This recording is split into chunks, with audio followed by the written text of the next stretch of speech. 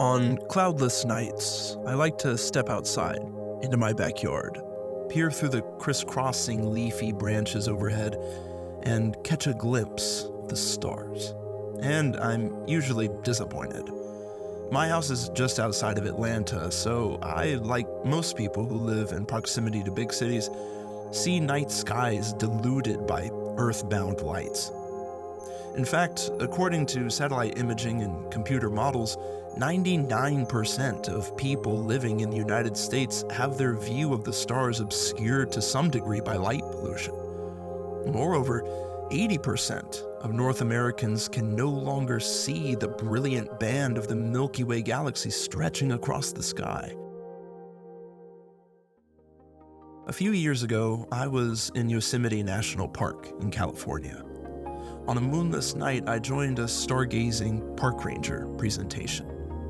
The ranger told us, for the sake of our experience and the experience of other participants, to put away any form of artificial light, phones, flashlights, even matches. It takes about 30 minutes for the human eye to maximize its vision in darkness, but any stab of light resets the process.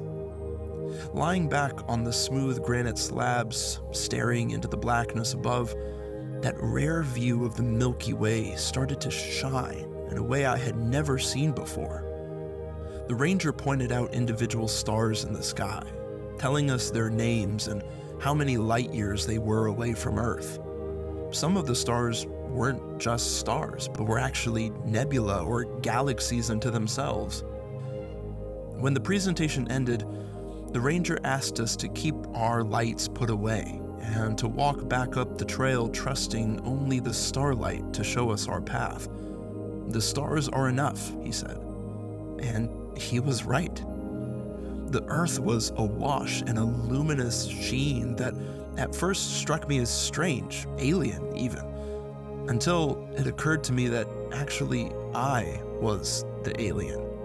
This was Earth in its natural nighttime state, and I was just visiting from an artificial world. As I think back on that experience in Yosemite, when the cosmos was more fully revealed in all its glory than ever before or since in my life, it occurs to me that I'll never see the stars. Not really, anyway. The light I had seen that night emanated from those heavenly bodies eons ago. Every morning, when our own star peaks above the horizon, the light has already been streaking through space for 8 minutes. What's more, all that twinkling light is being filtered through the lens of our planet's atmosphere before it ever reaches the lens of my eye. Once there, the very limits of my human biology prevent me from perceiving anything outside our narrow band of visible light.